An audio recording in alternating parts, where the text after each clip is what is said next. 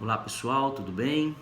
Voltamos agora para continuar a tratar do meio de prova em espécie que nós vínhamos comentando até os últimos vídeos, né? É a nossa aula passada. E então a gente segue abordando os dispositivos do código que contemplam a prova pericial, né? Como modalidade de prova em espécie que estamos já estudando. Vimos algumas questões a respeito da figura do perito, né, os tipos de perícia, a questão da escusa, da recusa do perito, bem como a escolha do perito pelas partes ou os casos em que o perito pode ser substituído, né? E cumpre agora então falar um pouquinho a respeito do laudo pericial, né? O laudo pericial que nada mais é do que o documento escrito apresentado pelo perito nos autos, tá?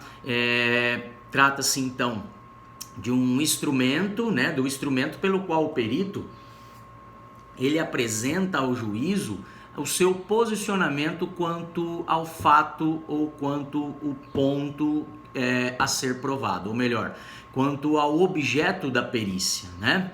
Então, a respeito do laudo, temos que mencionar que esse relatório, né, esse documento, com as conclusões do perito a respeito dos fatos que foram analisados, que foram da pessoa ou coisa que foi periciada, né, ele tem forma pré-determinada em lei, tá?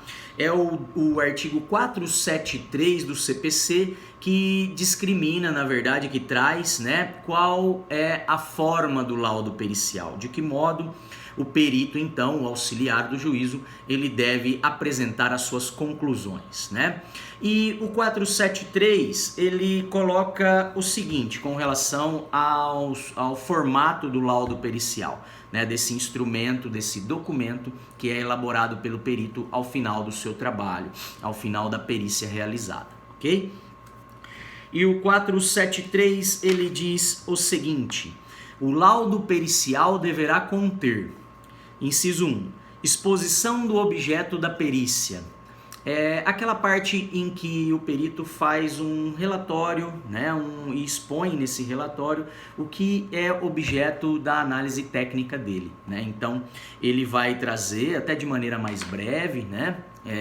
Na verdade, não tem um formato específico, né, a não ser o preenchimento e a observância desses requisitos do 473, mas geralmente nessa primeira parte o perito ele faz uma breve exposição dos fatos que estão sendo discutidos no processo e do que será objeto da perícia, né? Como diz aqui, exposição, expondo então se a perícia será feita sobre pessoa, se a perícia será feita sobre coisa, né, e de que modo essa perícia se realiza, né, qual modalidade de perícia, se é um exame, se é uma avaliação, né, então ele vai dizer nessa exposição qual é o objeto do trabalho que ele irá realizar, ok?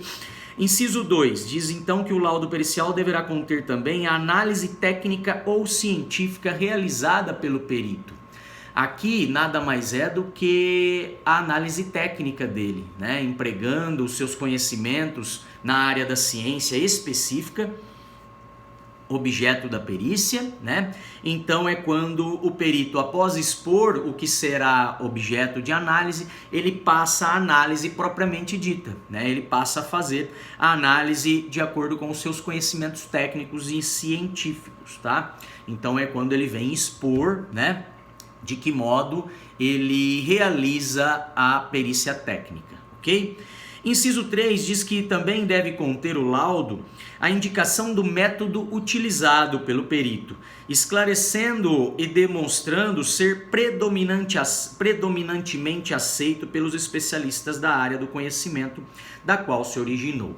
Então, o perito ele deve também mencionar no laudo qual o método utilizado, né? De qual método ele utilizou para extrair as suas conclusões, para realizar a análise técnica e extrair as conclusões apresentadas, né? E ele deve, além de mencionar qual é o método utilizado, ele deve também esclarecer e demonstrar ao juízo que aquele método é o predominantemente aceito pelos especialistas da área, né?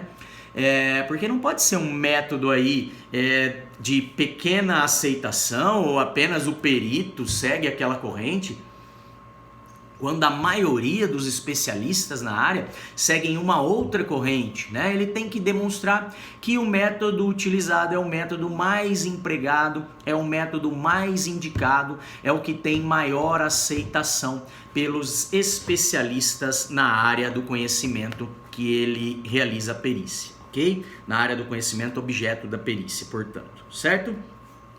Inciso 4.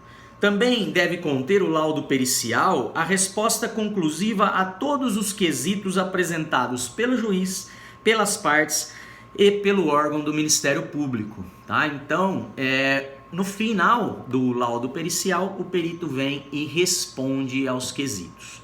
O que são os quesitos? Os quesitos são as perguntas que foram formuladas pelo juiz, pelas partes e pelo Ministério Público, né?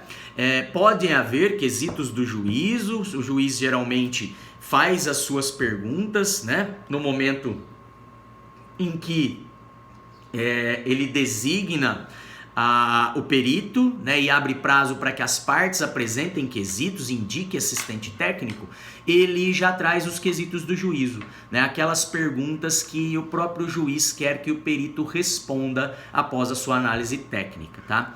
Da mesma forma, as partes terão prazo para apresentação de quesitos, né? Nós vamos ver aqui isso quando falarmos do procedimento, mas nada mais é do que as perguntas do autor e do réu a respeito da matéria objeto da análise pericial, né? E se o Ministério Público ele atuar no feito, ele também terá a oportunidade de apresentar quesitos, né? Se ele for parte, ele apresentará no momento em que o juiz intima as partes para apresentação de quesito.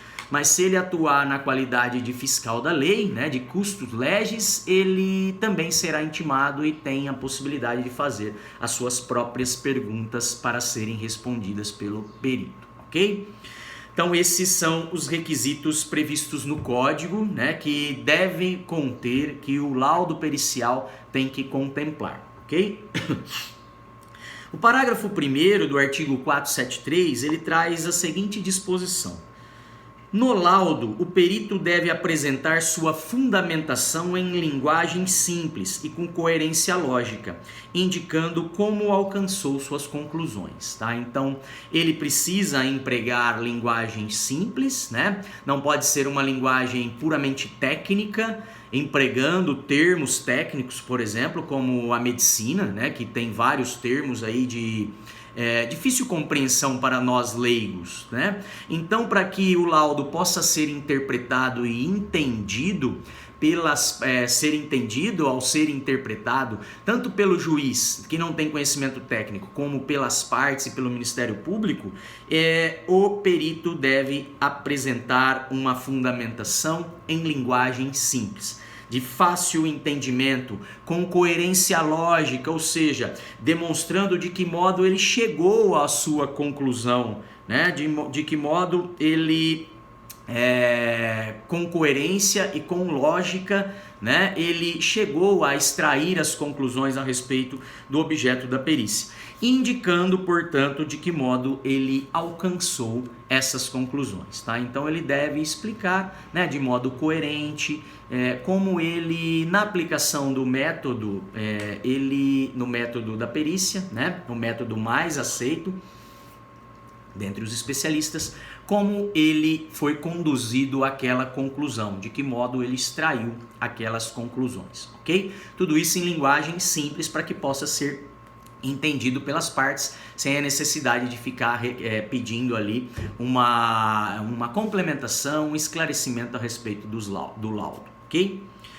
Parágrafo 2º do 473 fala também sobre o conteúdo do laudo pericial, quando diz que é vedado ao perito ultrapassar os limites de sua designação, bem como emitir opiniões pessoais que excedam o exame técnico ou científico do objeto da perícia, né? Essa é uma questão que sempre vem à tona, né? Muitas vezes o perito, no seu trabalho, no desenvolvimento do seu encargo, né, ele acaba ultrapassando os limites da sua análise técnica, né? Ele acaba muitas vezes fazendo análises de mérito, tá?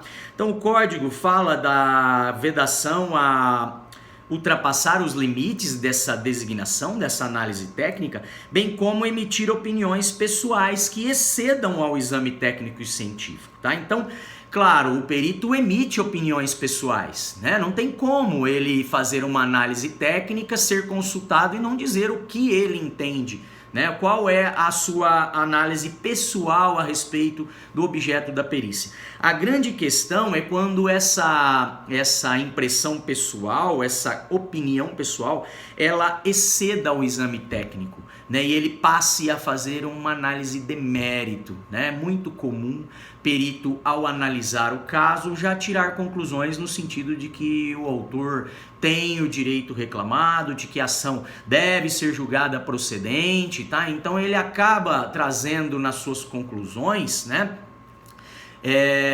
opiniões pessoais que extrapolam a sua função de análise de perito, ou seja, de técnico que analisa fato, né? E não entra na questão do direito.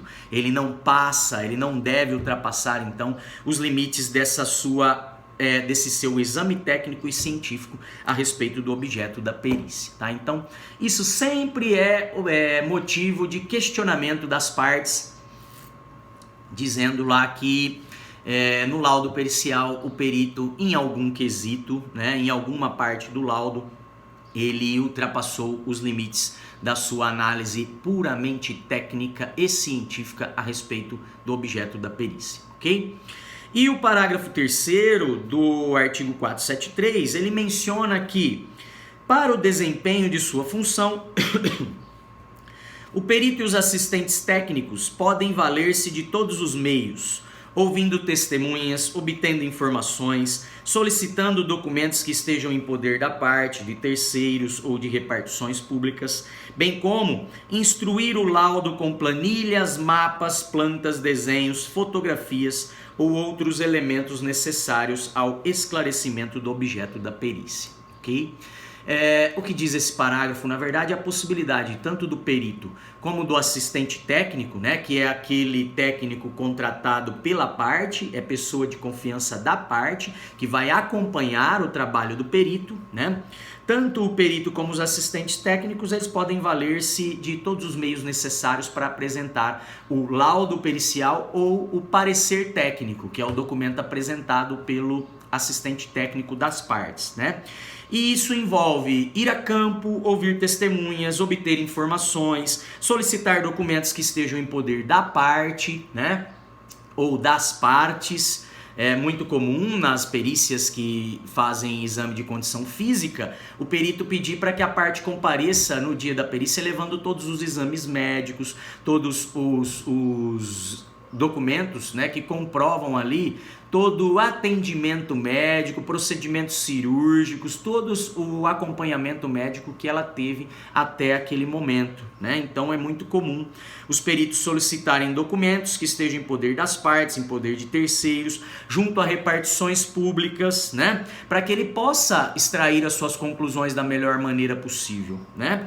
E da mesma forma, diz ainda o parágrafo 3º do 473, que o perito pode instruir o laudo com mapas, com planilhas, com plantas, com desenhos, com fotografias ou quaisquer outros elementos que ele entenda apropriado e necessário para o esclarecimento dos fatos objeto da perícia, tá? Então, é muito comum, né? Apresentar fotografias, então, é muito comum em perícias realizadas por áreas da engenharia, né? Apresentar desenhos, plantas, né? Outras formas, além da forma puramente escrita, né, da escrita literal, o perito ele tem liberdade, então, nos termos do parágrafo 3º, para empregar essas outras formas de esclarecimento quanto ao objeto da perícia, ok? Feito essas considerações sobre o 473, volto no próximo vídeo para falar ainda um pouquinho mais a respeito da perícia. Obrigado por enquanto.